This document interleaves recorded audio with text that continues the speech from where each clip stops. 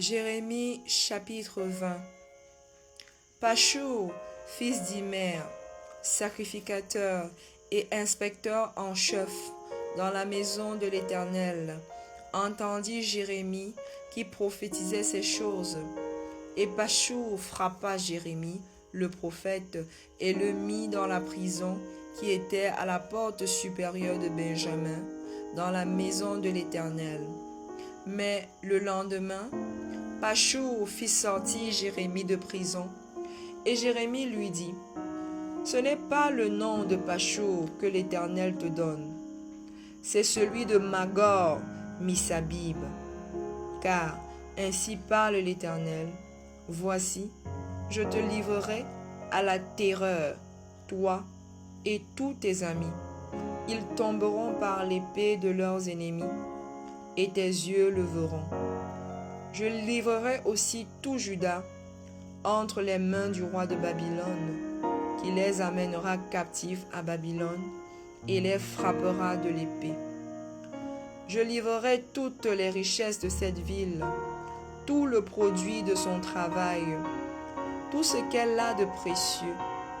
Je livrerai tous les trésors des rois de Juda entre les mains de leurs ennemis, qui les pilleront, les enlèveront et les transporteront à Babylone.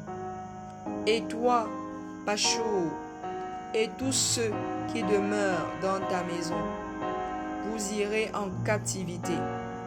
Tu iras à Babylone, et là tu mourras, et là tu seras enterré, toi et tous tes amis auxquels tu as prophétisé le mensonge.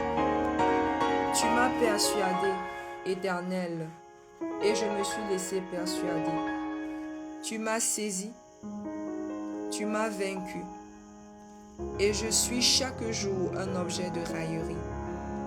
Tout le monde se moque de moi, car toutes les fois que je parle, il faut que je crie à la violence et à l'oppression, et la parole de l'Éternel est pour moi un sujet d'opprobre et de risée chaque jour.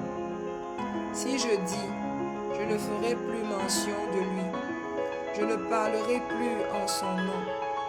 Il y a dans mon cœur comme un feu dévorant qui est enfermé dans mes os. Je m'efforce de le contenir et je ne le pousse, car j'apprends les mauvais propos de plusieurs, l'épouvante qui règne alentour. Accusez-le, et nous l'accuserons. Tous ceux qui étaient en paix avec moi observent si je chancelle. Peut-être se laissera-t-il surprendre, et nous serons maîtres de lui. Nous tirerons vengeance de lui. Mais l'Éternel est avec moi comme un héros puissant. C'est pourquoi mes persécuteurs chancellent et n'auront pas le dessus. Ils seront remplis de confusion pour n'avoir pas réussi. Ce sera une honte éternelle qui ne s'oubliera pas. L'Éternel des armées éprouve le juste. Il pénètre les reins et les cœurs. Je verrai ta vengeance s'exercer contre eux, car c'est à toi que je confie ma cause. Chantez à l'Éternel, louez l'Éternel, car il délivre l'âme du malheureux de la main des méchants. Maudit soit le jour où je suis né. Que le jour où ma mère m'a enfanté ne soit pas béni. Maudit soit l'homme qui porta cette nouvelle à mon père. Il t'est né un enfant mâle, et qui le combla de joie. Que cet homme soit comme les villes que l'Éternel a détruites sans miséricorde. Qu'il entende des gémissements le matin et des cris de guerre à midi.